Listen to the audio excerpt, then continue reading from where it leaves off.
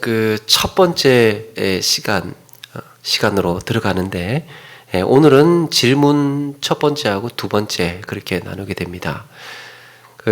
어떤 책이든지 다 그렇듯이 웨스터민스터 요리문답도 마찬가지고 하이델베르크 요리문답도 동일하게요.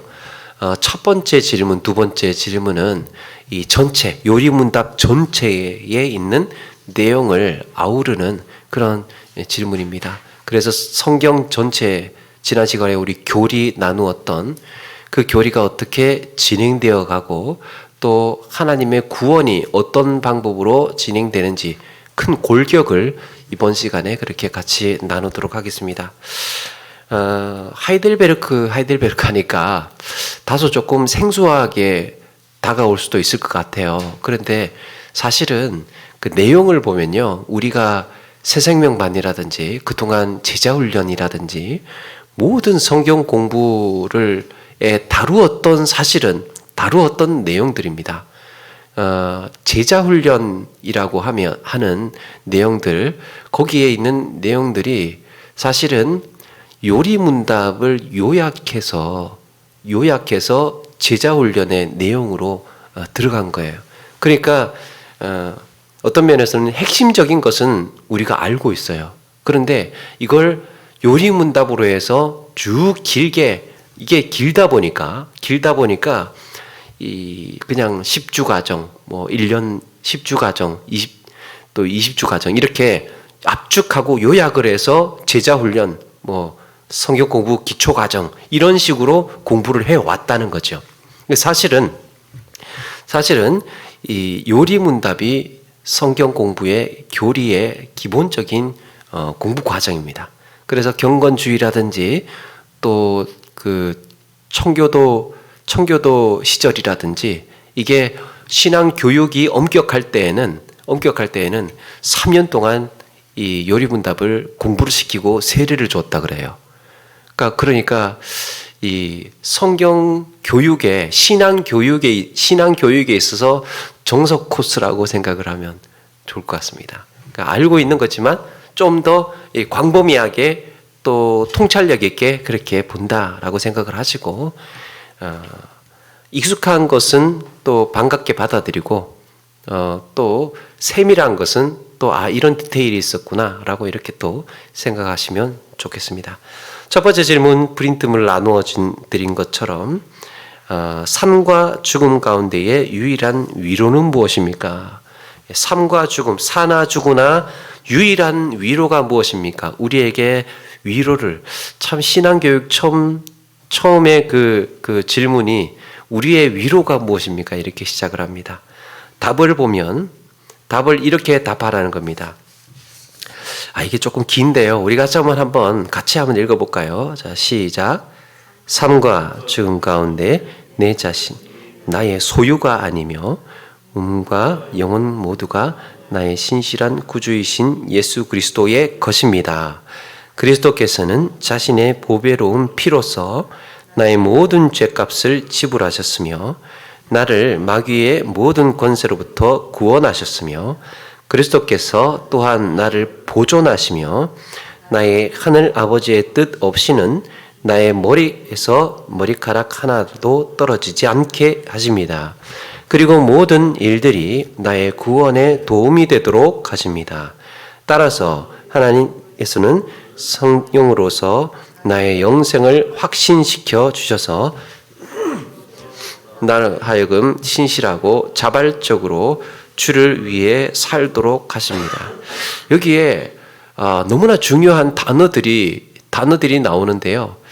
이 구원받는 구원의 서정, 구원 과정, 이 모든 것들을 이 조금 긴 문장이지만 여기에 다 압축을 해 놓았습니다. 첫 번째 질문, 하이델베르크 요리문답의 전체 의도를 말하는 것인데, 하이델베르크는 지난 시간에 말씀드린 것처럼 129문항이에요, 이게. 129. 그렇다고 우리가 129줄을 한다는 얘기가 아니고, 거기에서 이 오늘 말씀처럼 질문 하나, 둘 이렇게 해서 어떤 때는 세 질문 이렇게 들어가는 데도 있고요. 그렇게 해서 이 전통적으로 52주 과정으로 52주 과정으로 이 질문으로 인하여서 요리문답 교육 과정을 해놨어요. 근데 우리는 주기도문이라든지 지금 주기도문, 십계명, 사도신경 이런 것들을 해왔잖아요. 그런데 또 이런 것이 이 안에 중간에 다 포함이 되어 있습니다. 그래서 또 그렇게 기간이 길게 걸리지는 않을 것 같고 뛰어넘을 것은 또 뛰어넘고 그렇게 하도록 하겠습니다. 자, 이렇게 첫 번째, 두 번째 질문 전체의 내용을 아우르는 표지와 같은 질문이라고 할 수 있습니다. 첫 번째 질문에 우리가 주목해 보아야 할 표현이 유일한 위로라는 거예요. 유일한 위로가 무엇이냐라고 물었습니다. 먼저 우리에게 왜 유일한 위로가 필요할까요?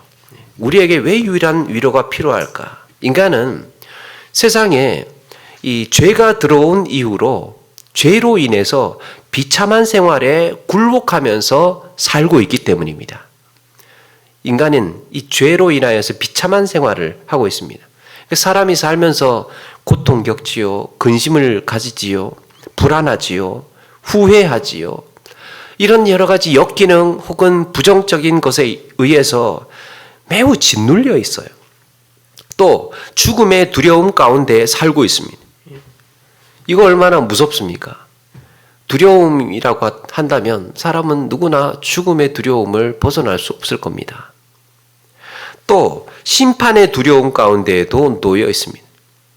이것은 안 믿는 사람들은 내가 심판 받을 거야 이렇게 의식하지는 못하지만 내적인 심판, 죽으면 뭔가 그 이후에 심판이 있을 것 같은 이런 내적인 두려움, 이것을 영적인 두려움으로 보고 그래서 인간의 육신과 영혼 모두가 받는 고통이 있다는 거예요. 근본적으로. 이것을 한마디로 인간의 비참한 상태라고 말할 수 있습니다. 인간이 왜 유일한 왜 위로가 필요할까라고 했을 때, 왜냐하면 인간의 삶은 비참한 상태에 놓여 있기 때문이다. 우리는 비참한 상태에 놓여 있기 때문이다. 자, 이 비참한 상태의 원인이 뭐라고 했습니까? 죄 때문에 죄로부터 시작을 합니다. 우리는 죄인입니다. 죄로 인해서 비참한 상태에 놓여 있고 죄의 사슬에 매여서 자유하지 못한 상태에 있습니다. 그 삼손이 힘이 셌잖아요. 그 힘이 셌는데 그걸 자랑하다가 나중에 다곤 신상에서 사슬에 매여서 사람들에게 조롱을 받게 됐죠. 이 조롱을 받는, 자기가 매여 있어서 아무것도 하지 못하는 상태에서 힘이 있으나 움직이지 못하는, 자유하지 못하는 그 상태를 가리켜서 비참하다. 우리의 삶이 그렇다는 거예요. 삼손은 쇠사슬에 매여서 아무것도 하지 못하고 억눌린 상태로 살아가지만 우리의 삶도 마찬가지예요. 고통에 매여서 혹은 근심에 눌려서 불안해서 아무것도 못하는 거 있죠. 불안하기 때문에 우리는 불안의 사슬에 매여 있는 겁니다. 두려워서 자유하지 못할 수 있습니다. 그러니까 두려움 속에 우리는 두려움의 사슬에 매여 있는 거예요. 사람이 몸이 아프면 질병 때문에 우리는 자유롭게 움직이지를 못하잖아요. 그러니까 질병의 사슬에 매여서 사는 것입니다. 그게 뭐예요? 한마디로 비참한 상태라는 겁니다. 인간이. 여기에 누가 자유할 수 있습니까? 죽음이라는 사슬, 또 심판이라는 사슬, 이런 사슬에 매여서 인간은 비참하게 살아간다. 따라서 죄로 인한 비참한 현실을 극복하게 해줄 수 있는 위로가 우리에게 필요하다라는 겁니다. 이것을 극복할 수 있는 위로. 그 위로는 이 땅에서의 삶에서도 혹은 죽음 앞에서도 다 필요한, 모든 상황에서 필요한 위로여야 된다는 겁니다. 사람이 위로가 되어야 일어날 수 있습니다. 위로가 뭘까요? 위로는요, 우리를 살아 움직이게 하는 힘이에요. 불안해서, 두려워서, 억눌려서, 매여서 아무것도 못하잖아요. 그런데 누군가가 곁에 다가가서 어깨를 도닥도닥 두드리면서 뭔가 이야기를 해줘요. 자, 그래도 우리는 이게 있잖아. 자, 우리는 그래도 이런 비밀이 있잖아 라고 뭔가를 가르쳐 주면 그게 위로가 되어서 살아서 움직일 수 있는 힘이 된다는 겁니다.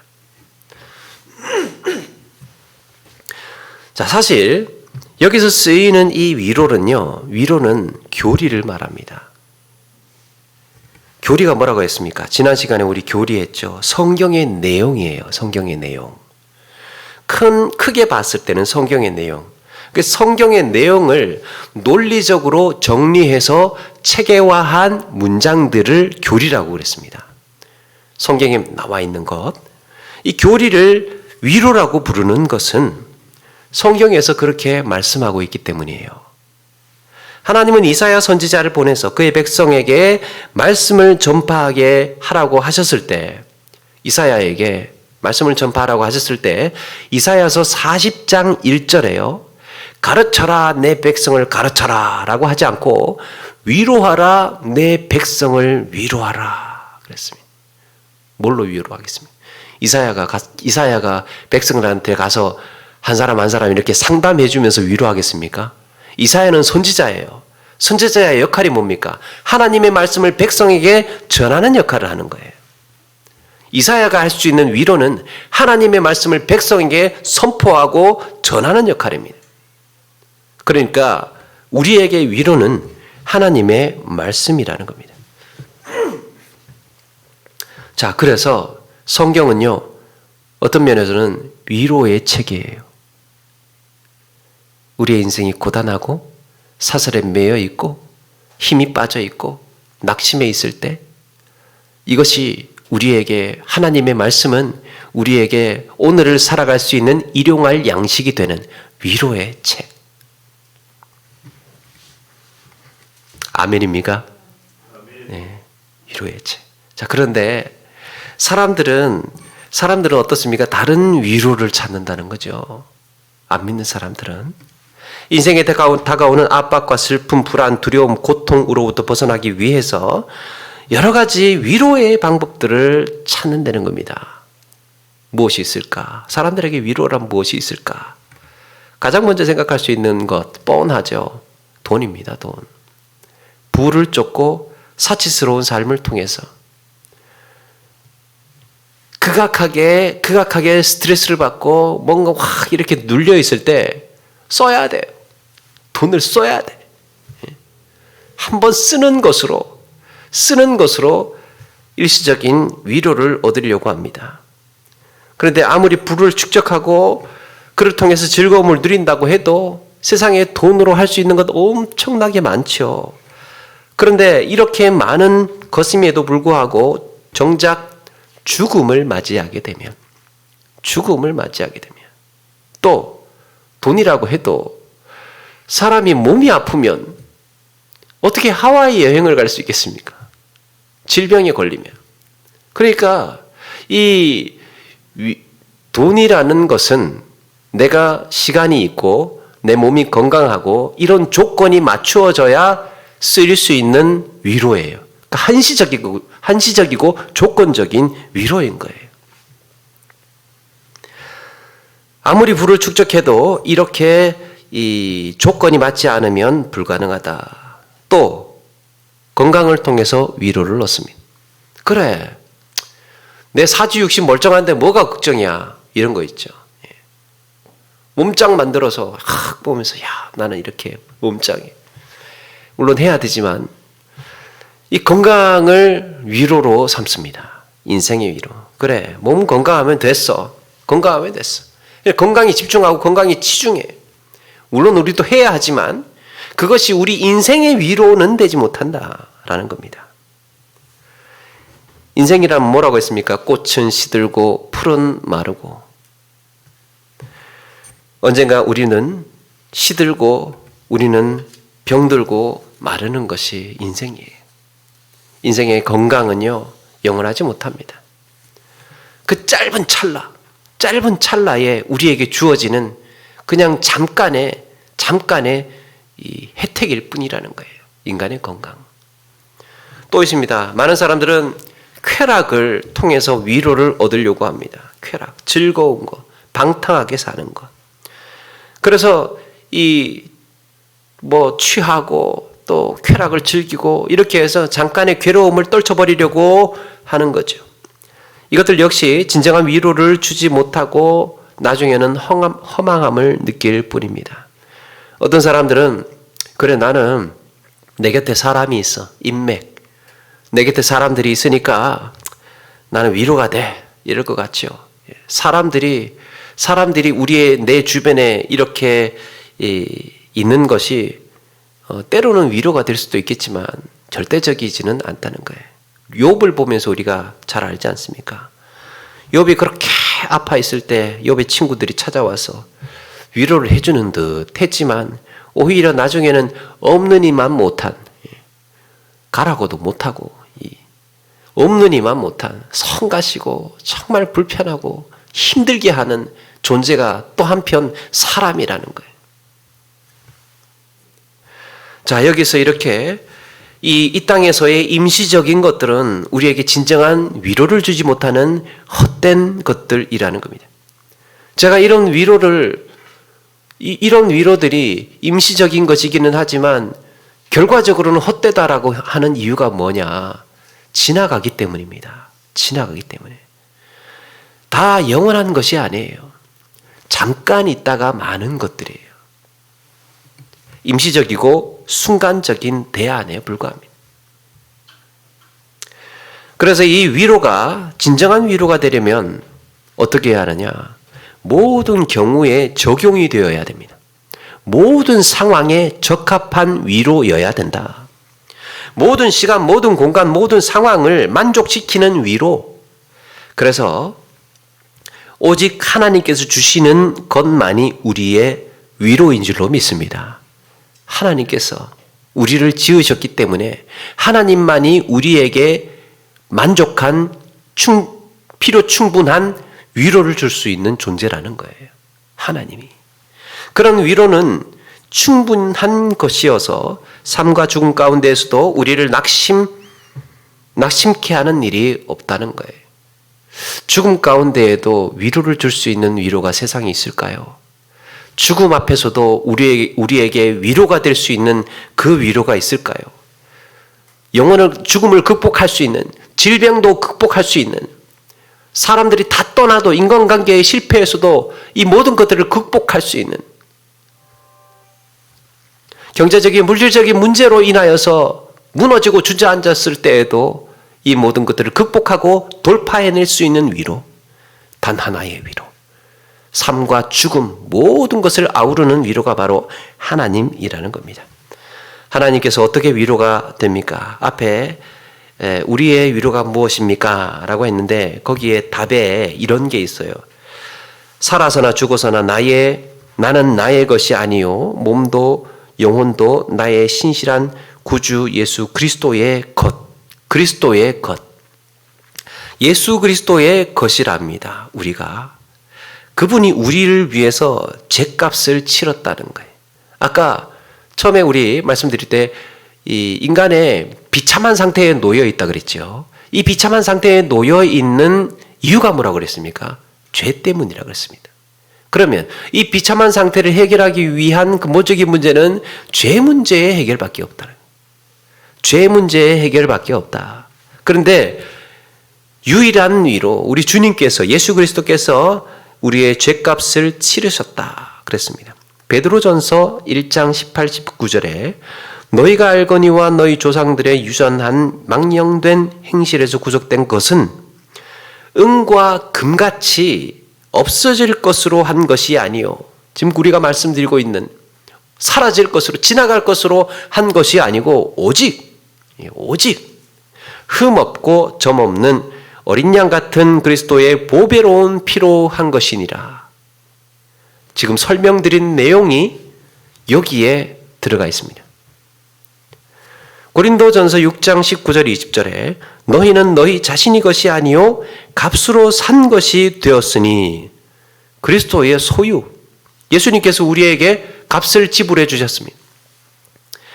옛날에 이 매여 있다라는 말은 매여 있다, 속박되어 있다라는 말은 노예의 상태에서도 그렇게 쓰여졌죠.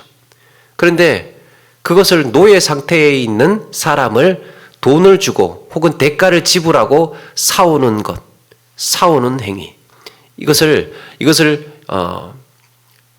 구속한다, 구속해낸다. 이렇게 이야기를 하고 그때 내는 돈을 속전이라고 하죠. 속전. 우리 주님께서 속전, 값을 치르시고 우리를 구해내셨다는 거예요. 이제 우리는 그리스도에 그렇게 해서 이제 우리의 신분은요, 여기서 말하고 있는 우리의 신분은 그리스도의 합법적인 소유가 됐습니다. 우리 소유권이 달라진 거예요. 지금까지 우리의 소유권을 보통 우리는 아니 내 소유는 나지 이렇게 생각하기 쉽잖아요. 우리의 소유가 내 소유가 나지 뭐 내가 주인이지라고 생각을 하는데요.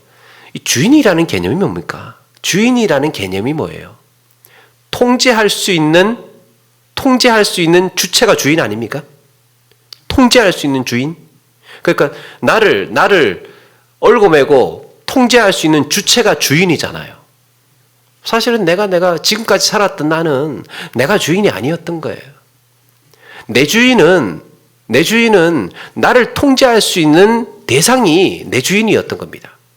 무엇이 있을 수 있습니까? 돈, 나를 통제할 수 있죠. 질병, 통제할 수 있죠. 불안, 두려움, 나를 통제할 수 있죠. 사망, 죽음, 나를 통제할 수 있죠. 그래서 사망의 권세라고 그러는 겁니다. 나를 지금까지 주인 노릇했던, 내 주인 노릇했던 거기에서, 매여있던 거기에서 우리를 끄집어내서, 값을 치르셔서 우리를 끄집어내서 이제 나는 주인이 달라진 겁니다. 주인이 달라졌어요. 그러면 아니 좀 불만인 거예요. 아니 왜 내가 예수 그리스도의 소유야, 난 나야 이렇게 이야기하고 싶은데 사실은 그 이전에도 우리는 그 무엇의 소유였다는 겁니다. 그 이전에도 내가 자유했던 게 아니에요. 인간은 단 한순간도 인간 스스로 유아 독존한 적이 없어요. 그 어떤 것에 통제받고 그 어떤 것에 휘둘리면서 우리는 살아왔던 겁니다. 그래서 돈을 위해서 쫓아가고 건강관리 위해서 허덕허덕하고 불안해서 뭔가 이렇게 챙기고 안전장치를 만들고 두려움 때문에 막 까등바등하고 죽음 앞에서 이 죽음 때문에 또 막 정정긍긍하고 매이면서 살아오지 않았습니까? 자, 이렇게 해왔는데 소유권이 달라졌다. 빼앗길 수 없는 재산이 되었습니다. 이제 우리는 예수 그리스도의 빼앗길 수 없는 재산이 되었습니다. 예수 그리스도께서 모든 죄의 빛을 다 청산하셨습니다. 요한일서 1장 7절 그 아들 예수의 피가 우리를 모든 죄에서 깨끗하게 하실 것이요 그랬습니다. 심지어는 여러분 마귀조차도 우리를 어떻게 할 수 없게 되었습니다. 이거는 영적인 문제인데 우리를 마귀조차도 사탄의 시험 우리가 알게 모르게 당하고 넘어지고 유혹을 받아왔던 이 사탄의 권세 속에서도 우리는 속박되고 벗어났다는 거예요. 놀랍지 않습니까? 예수 그리스도께서 우리를 마귀의 모든 권세에서 해방하셨기 때문에 그래서 요한 1서 3장 8절에 하나님의 아들이 나타나신 것은 마귀의 일을 멸하려 하심이라. 할렐루야. 마귀의 일을 멸하려. 우리 주님은 우리를 자녀 삼기 위해서 오셨는데 마귀의 일을 멸하게 하시기 위해서 오셨다는 거예요. 그래서 예수 그리스도는 우리를 소유물로서 돌보시고 보호하십니다. 예수님의 소중한 소유물이 되어서 이제 우리는 존재하게 되는 겁니다. 소유물로서 이 존재하는 것뿐만 아니고 이제 보호가 이루어지고 있는 것. 보호. 성도에게 질병과 같은 많은 어려움과 고난이 있다고 해도 그러한 것들이 우리를 무너뜨리지 못합니다. 이제는. 놀랍지 않습니까? 이제 질병 때문에, 두려움 때문에, 불안 때문에, 사실은 또 죽음 때문에 이런 것들이 이제 더 이상 우리를 장악하지 못하게 되었다. 예수 그리스도의 보호하심으로 인해서 오히려 그리스도께서 우리의 구원을 위해 유익하게 하실 것입니다. 그래서 그리스도는 우리의 모든 불안과 염려를 가라앉히고 진정한 위로를 주신다는 거예요. 로마서 14장 8절에 우리가 살아도 주를 위해 살고 죽어도 주를 위해 죽나니 그러므로 사나 죽으나 우리가 주의 것이로다. 할렐루야. 예, 이게 우리 고백이어야 합니다. 내 소유권은 주님에게 있어요. 이거 우리가 시인하고 인정해야 됩니다. 그러면 이제부터 어떻게 되느냐? 통제권이 달라지는 거예요. 나를 통제하시는 주체가 이제는 질병도 아니고 두려움과 불안도 아니고 돈도 아니고 죽음도 아니에요. 나를 통제하시는 주체는 오직 유일하게 예수 그리스도라는 거예요. 예수 그리스도. 그러고 보면 참 벗어나는 것들이 많아요. 벗어나는 것들이. 자유해지는 것들이 많습니다. 자, 이렇다면 이제 이런 의문을 한번 가질 수 있을 것 같아요. 내가 이제 그리스도의 소유가 됐고, 좋아, 오케이. 소유물로서 나를 보호하신다는 것도 좋은데, 그런데 나는 왜 아직도 고통당하는 걸까? 왜 아직도 고통당하는 걸까? 왜 이 땅에서의 고통이 우리는 해결되지 않는 걸까? 질병도 오고요. 또 두려움도 좀 오잖아요. 그런 것도 있죠. 자, 이게 어떻게 설명할 수 있느냐? 예를 들면 수술을 방금 마친 환자가 있다고 치자고요. 환자가 있는데 수술을 방금 마치고 그 마취 풀릴 때의 고통, 마취 풀릴 때의 고통 안 당해보신 것 같은데 당해보셨죠? 예. 수술 마치고 마취 풀릴 때의 고통. 그런데 이런 고통을 느끼고 있을 때요. 만약에 이런 고통, 그 고통 하나만 있다고 생각을 해보자고요. 병원이 아니에요. 또 뭐 수술한 것도 아니고 그냥 그 고통 단순히 그것만 달랑 있다고 생각하면 어떤 느낌이 들까요? 곧 죽을 것 같아요. 죽을 것 같죠. 그거 지금 조금만 더 아프면 진짜 내 숨이 곧 멎을 것 같은 이런 고통.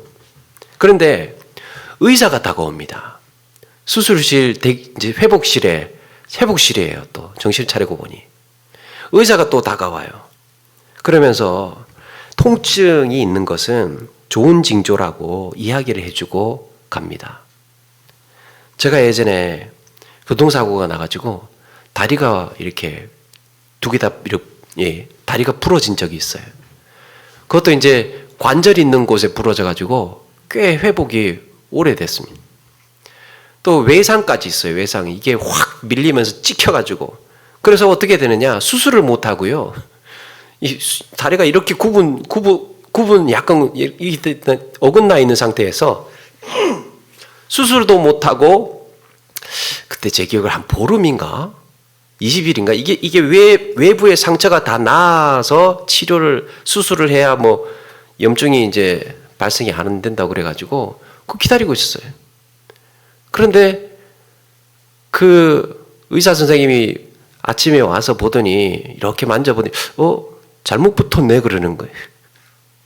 아침에 회진 돌면서 오더니 이게 좀 삐뚤어졌네 하더니 이렇게 만져보더니 훅 붙질르는 거예요. 저 다리 2번 붙질렀었습니다.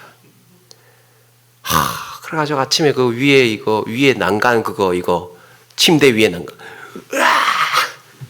아침에 그게 재밌어가지고 그 군의관 출신 의사 선생님이었는데 나중에는 오더니 툭 때리고 가요. 좀 세게 수술하고 나서 때리고 가요. 다리 있는 데를. 잘 붙고 있네 하면서 가는 거예요. 그 다음 또 회진 와가지고 또 때리고 가요. 그 아픈 데를. 그러니까 이게 통증이 있다는 것이 오히려 또 살아있다는 의미이기도 하고 또 의사 선생님이 있으니까 안심할 수도 있고 그래서 우리에게 이런 게 있습니다. 낫고 있는 과정이야 라고 말해줄 수 있고 지켜줄 수 있는 존재가 생겼다는 거예요. 통증만 있는 것이 아니고 이거는 지나갈 거야. 이거는 나을 거야. 이거는 회복이 될 거야. 너는 살 수 있어. 내가 보장하마. 이런 대상이 우리에게 생겼다는 겁니다. 놀라운 은혜, 놀라운 은혜. 자, 그렇게 해서 우리는 여전히 비참함과 시련 가운데 살아가지만 무너지지를 않습니다. 죽음 앞에서도 무너지지를 않습니다. 우리의 위로자가 계시기 때문이에요. 위로자가 계시기 때문이에요.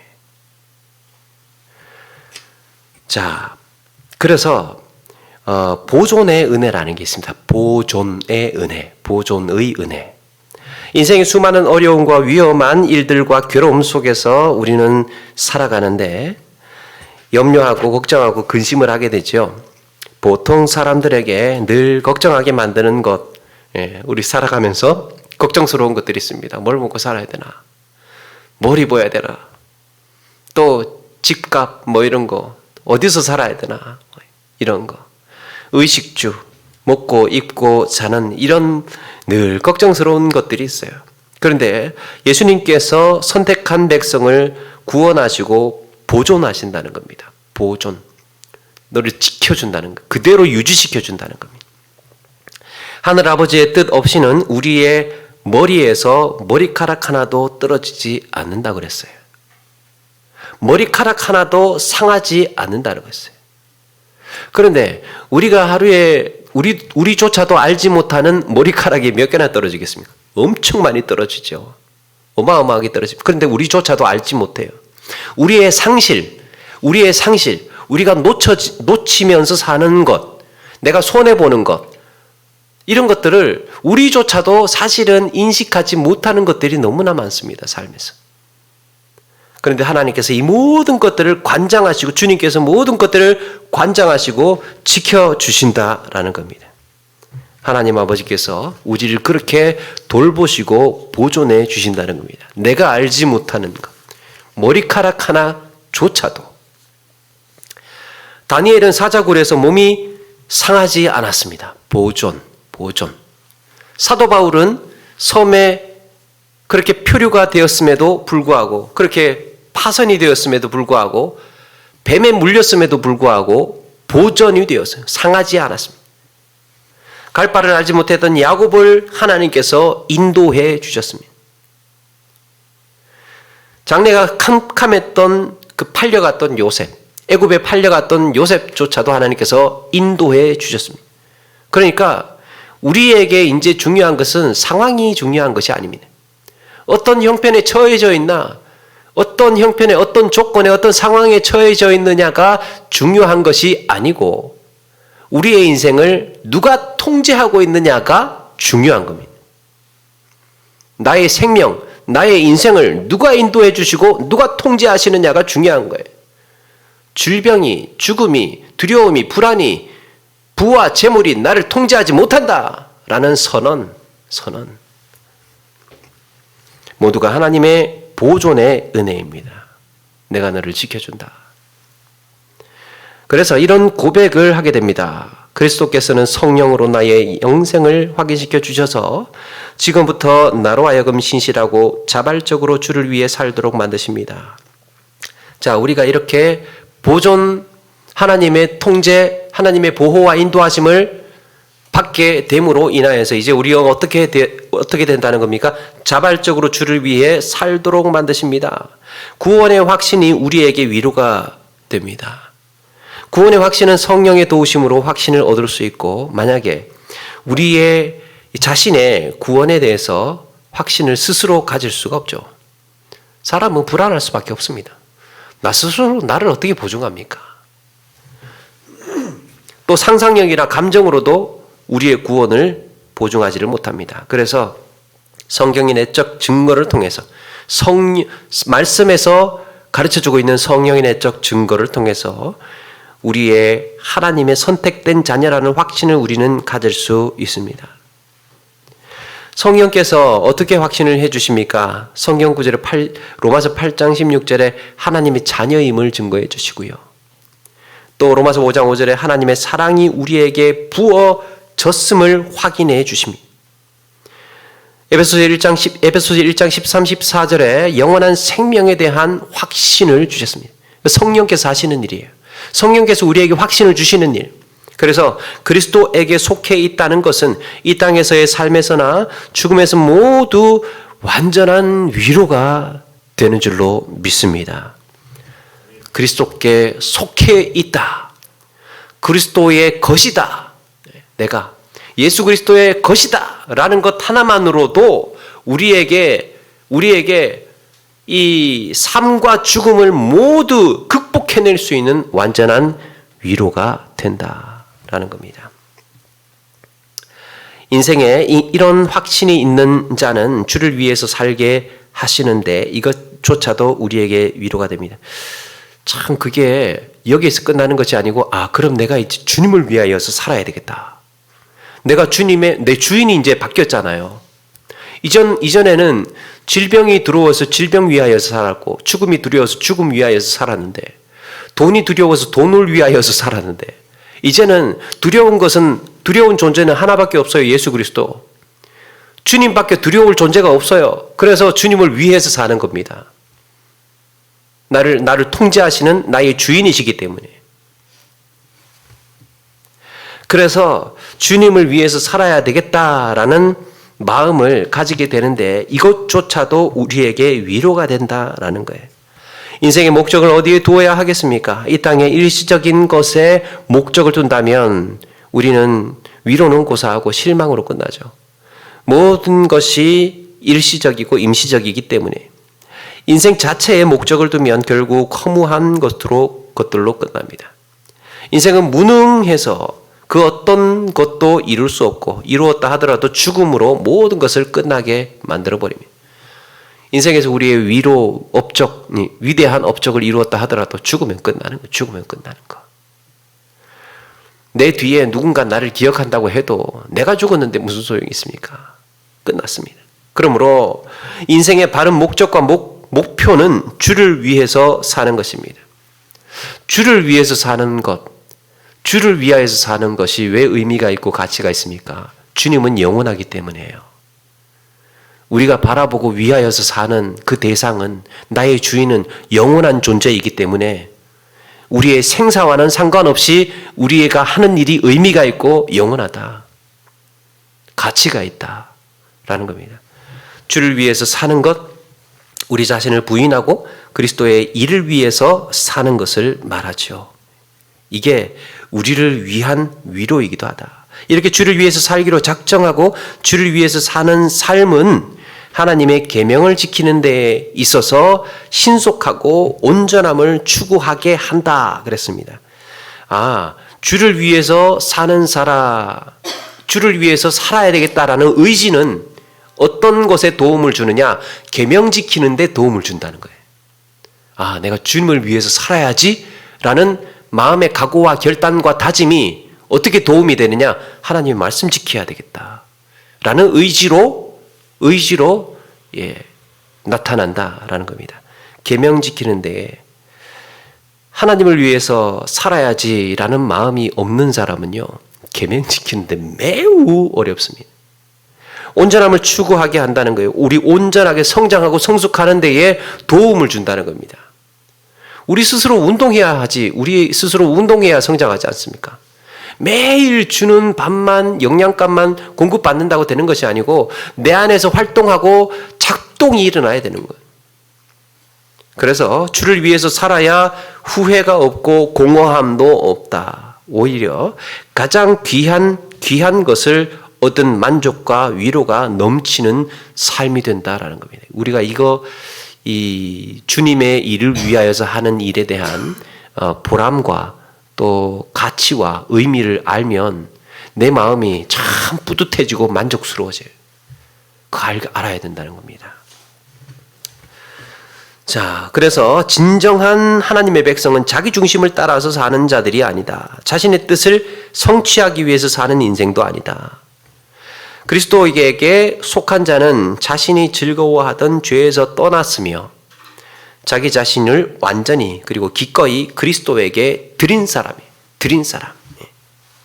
진정한 믿는 사람은 우리 기꺼이 그리스도에게 나 자신을 드린 사람. 뭐 드리고 말고 할 게 뭐가 있습니까? 소유권이 하나님 주님께 있는데 주님께 있다는 것을 인정하는 거죠. 인정하는 거. 그럼 우리가 사는 방향도 달라지고 바라보는 시각도 달라지고 제한적이고 조건적이었던 이 세상에서의 삶의 테두리를 벗어나서 삶과 죽음을 모두 아우르는 길을 향하여서 이 주님을 위하여서 사는 그 삶이요. 또 한편으로는 영원히 사는 삶이기도 해요. 영원한 존재를 위하여서 사는 것이기 때문에 그렇게 사는 삶이 영원히 사는 지금 영원히 살고 있는 삶의 현장인 겁니다. 두 번째, 당신이 이러한 위로 속에서 살고 복된 죽음을 막기 위해서 반드시 알아야 할 것들이 있습니다. 이런 위로 속에서 살고 복된 죽음을 막기 위해서 삶과 죽음을 이런 위로와 복된 죽음을 맞이하기 위해서 우리가 반드시 알아야 될 게 있다는 거예요. 한번 읽어볼게요. 답 시작. 세 가지입니다. 첫 번째로 나의 죄가 얼마나 크며 비참한지를 알아야 된다. 둘째, 내가 나의 모든 죄와 비참함으로부터 어떻게 구원받았는지를 알아야 합니다. 셋째로 이와 같이 구원에 대하여 하나님께 내가 얼마나 감사해야 할지를 알아야 합니다. 그랬습니다. 세 가지를 알아야 된답니다. 우리의 위로를 아까 말씀드렸던 것처럼 이게 다 연결이 되어 있는 이야기예요. 처음에 말씀드렸던 것처럼 그 위로를 사실은 교리라고 그랬잖아요. 교리가 뭡니까? 성경의 내용이죠. 그 성경의 내용을 알아야 되는데 성경의 내용을 알아야 되는 것 중에서 이 하이델베르크 요리문답에서는 세 가지를 뽑았습니다. 세 가지. 가르쳐야 될 것, 우리가 믿어야 될 것, 알아야 될 것, 신앙교육의 통찰 중에서 알아야 될 중요한 세 가지를 이야기를 하고 있는 거예요. 자, 이런 위로를 우리가 누리기 위해서 알아야 하는데 이걸 이제 그 지식을 가져야 된다는 거죠. 우리에게 필요한 것은요, 신앙의 지식이 필요합니다. 신앙의 지식이. 그냥 단순히 예수님께서 십자가에 죽으시고 십자가 부활하셨다. 나는 이걸 믿습니다.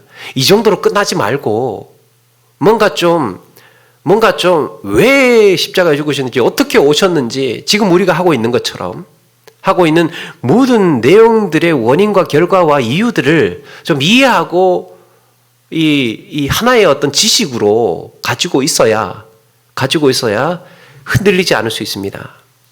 다시 말해서 하나님의 말씀에서 우리에게 계시하신 모든 것이 진리라고 여기는 확실한 지식을 가져야 된다는 거예요. 신앙생활을 할 때 확실한 지식이 필요합니다. 확실한 지식 없으면요, 모르면 넘어져요. 모르면 내가 믿었던 신앙이 뭘 믿었는지도 모르겠고 논리적이지가 않잖아요. 체계적이지가 않잖아요. 교리적인 지식, 확실한 지식이 우리 가운데 단단하게 있어야 된다. 자, 알아야 될 것들 성경의 내용에 대해서 세 부분을 이야기를 했습니다. 성경에서 우리가 확실히 알아야 할 세 가지 포인트. 첫 번째가 나의 죄와 비참함이 얼마나 큰가를 알아야 된다. 죄와 비참함, 첫 번째. 죄와 비참함이 알아야 된다. 두 번째는 나의 모든 죄와 비참함으로부터 어떻게 구원받았는지를 알아야 됩니다. 첫 번째는 죄와 비참함의 비참한 상태였다가 두 번째, 그럼 어떻게 구원받았느냐. 세 번째는 그러면 이렇게 구원해 주신 하나님께 어떻게 감사를 드려야 되는가 알아야 된다는 거예요. 자, 여기에 중요한 키워드 세 가지가 나왔죠. 죄와 비참함, 두 번째는 구원, 세 번째는 감사입니다.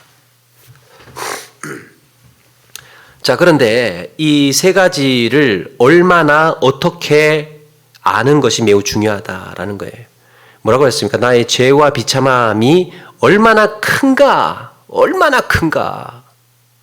내가 거기에서 어떻게 구원받는가. 어떻게 구원받는가.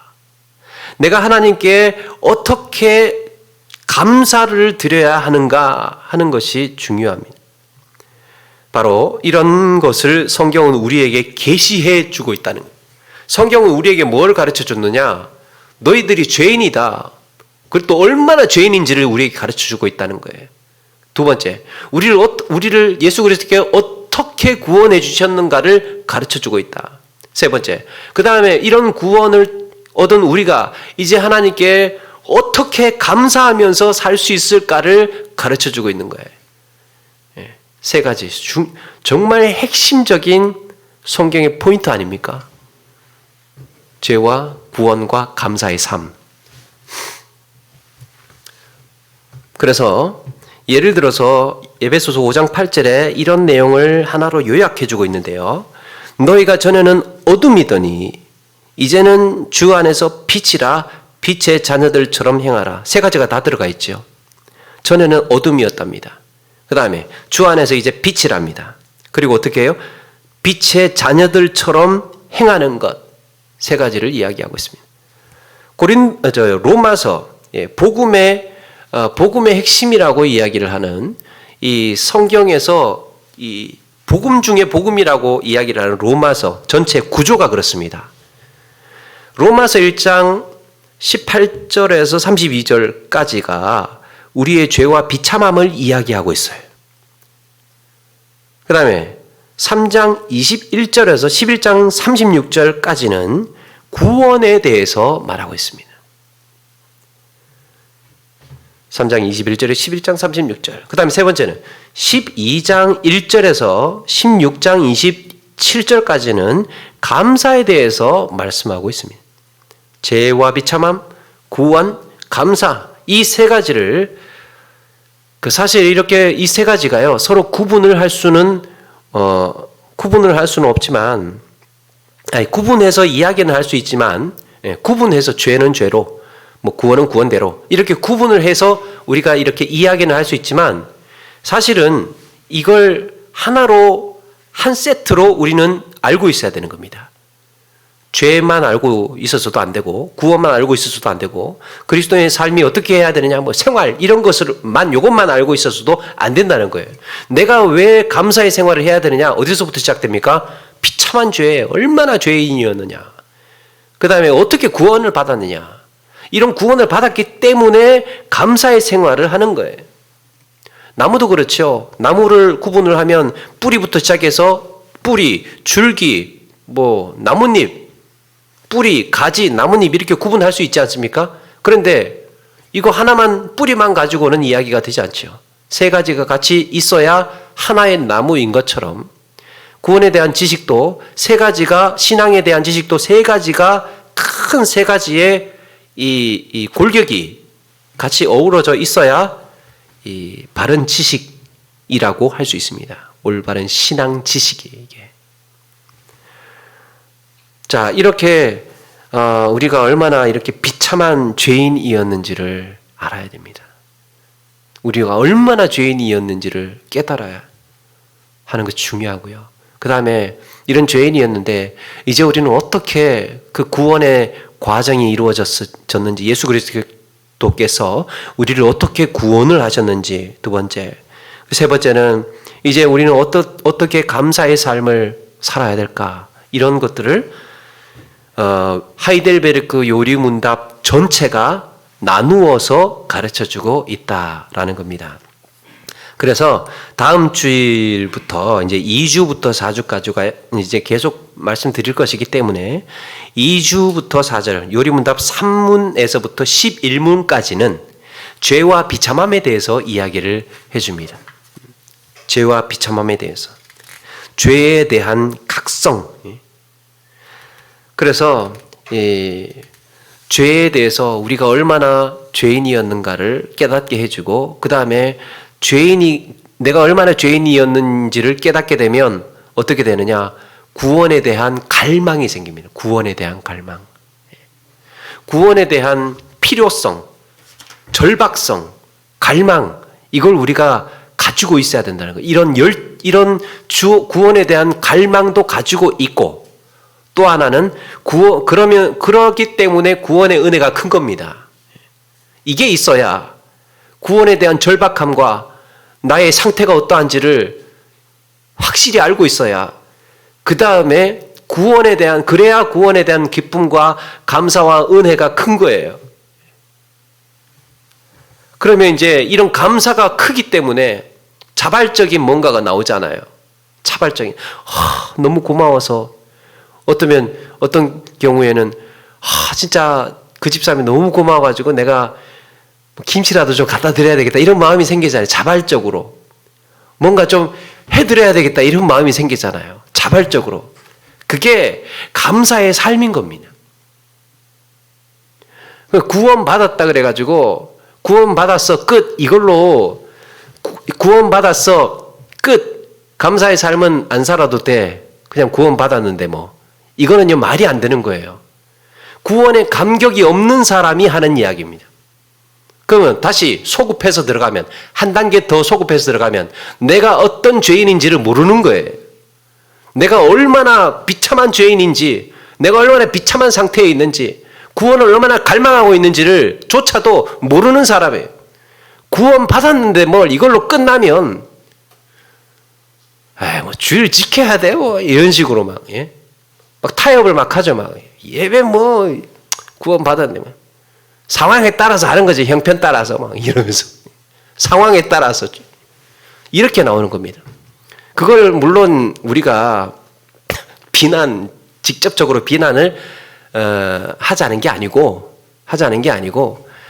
이 감사의 적극적인 감사의 삶이 있으려면 이게 있고 이것도 있어야 된다는 겁니다. 그 말씀을 드리는 것이고 그다음에 세 번째 감사의 삶이 그렇게 이 자발적으로 나오는 것은 얼마나 구원이 확실한지를 보여주는 일종의 하나의 증거가 될 수 있는 거예요. 야, 저렇게 열심히 하고 저렇게 적극적으로 만족하고 기쁨으로 하는 이유가 뭐냐? 야, 구원에 대한 기쁨과 감격이 넘쳐나는구나. 또 한편으로 한 걸음 더 나아가면 죄에 대해서 죄와 비참함에 대해서 얼마나 절박하게 알고 있는지 얼마나 비참하다는 것을 알고 있는 분이구나라는 것을 볼 수 있다는 겁니다. 그게 아니고 이런 거 다 치우고 그냥 감사의 삶만 산다. 예를 들어서 감사의 삶만 산다 그러면 뿌리가 없잖아요.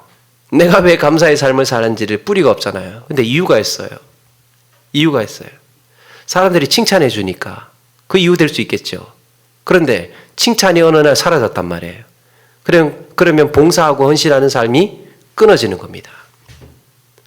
그러니까 다른 조건으로 인하여서 선교하고 전도하고 봉사하고 헌신하고 감사의 삶을 살면 다른 조건 사람들이 나를 칭찬해 주니까 뭐 다른 건 뭐가 있을까? 뭐 그냥 우리끼리 얘기지 뭐 직분 뭐 이런 것들 직분이 얼마 남지 않았어 뭐 이런 거라든지 또 이걸 하면 사람들이 이제 막 이렇게 박수를 쳐줘. 제가 뭐 구체적으로 너무 자세하게는 말씀 못 드리지만 하여튼 그런 조건들이에요. 다른 조건들. 구원과 관련되어 있지 않고 다른 조건으로 인하여서 감사하고 봉사하고 헌신하고 전도 선교하는 이 모든 것들은 기반이 짧기 때문에 오래 가지 못합니다. 오래 가지 못하고 아까 처음에 말씀드렸던 것처럼 임시적이고 한시적인 거예요. 지쳐버려요. 내가 이걸 왜 해야지? 이건 내가 왜 해? 내가 이걸 왜 해? 이유를 상실해버리면 자기 힘으로 자기 능력, 자기 힘으로 자기 역량으로 막 그래도 하는 거니까 좀 하다가 탈진해버립니다. 그런데 구원은 영원히 솟아나는 에너지가 된다. 구원에 대한 감격과 은혜와 기쁨은 나를 지금도 살게 하고 나에게 이런 놀라운 은혜를 늘 느끼게 해주는 힘이 되고 에너지가 된다라는 겁니다. 그래서 이 구원에 대한 확신과 기쁨과 감사가 제대로 있다면 그 이후에 감사와 헌신과 이런 것들은 자동으로 자연스럽게 나오는 것들입니다. 사실은 나와야 하는 것이고 나오는 것이고 때로는 좀 힘들 때도 있지만 그러면 어떻게 해야 되느냐? 만약에 봉사하고 감사 생활 하다가 내가 왜 힘들지? 라고 하면 내가 어디가 잘못됐지? 내가 왜 힘들지? 이렇게 느껴졌을 때는 뭐라고요? 복음을 다시 정리해 보는 겁니다. 복음. 예수 그리스도의 복음. 구원에 내가 얼마나 비참한 죄였느냐, 죄인이었느냐, 내가 어떻게 구원받았느냐를 다시 묵상함으로 인하여서 우리는 새 힘을 얻을 수 있다. 그게 뭐라고요? 말씀 묵상입니다. 성경. 복음의 내용, 요지를 묵상하는 가운데 새 힘을 얻고 일어나는 겁니다. 그래서 그리스도인들이 말씀 하나만으로 평생 지치지 않고 달려갈 수 있는 겁니다.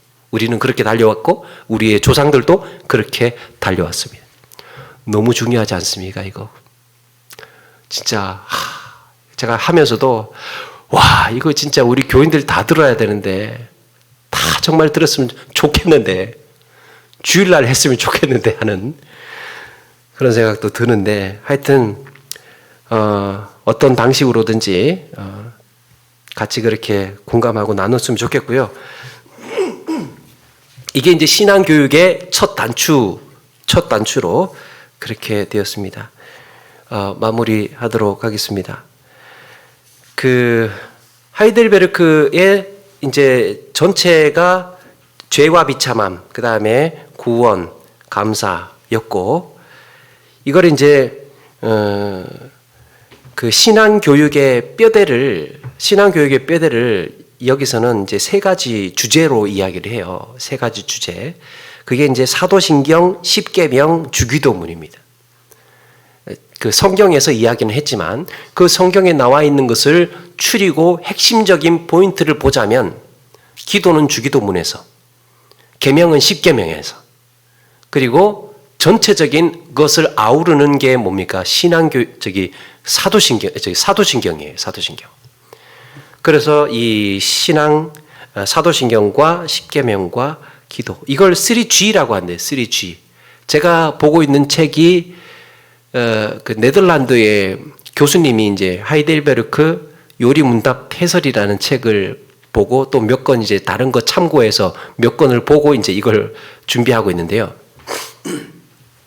신앙, 계명, 기도, 이걸 3G라고 한답니다. 그 신앙을 이걸 영어로 하면 갤루프인데 네덜란드 말로 하면 헬로프. 그 다음에 계명을 게보드인데 여기서는 헤보드, 또 기도는 헤베드, 이렇게 해가지고요. 하여튼 G로 다 시작을 해요. 갤로프, 게보드, 게베드, 이렇게 세 가지로 해가지고 G가 이제 처음 들어간다고 해서 3G에 대한 책, 하이델베르크 요리 문답을 별명으로 3G에 대한 책, 사도신경, 그다음에 십계명, 주기도문, 이렇게 세 개로 부른다고 합니다.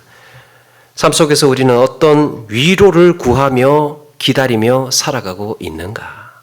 어려움과 고난 속에서 실망하고 있는지 아니면 주의 돌보심을 기다리고 있는지 우리가 돌아보아야 하겠습니다. 내가 하나님의 말씀으로 성령께서 증거하시는 것에 대해서 확신을 가지고 있는가?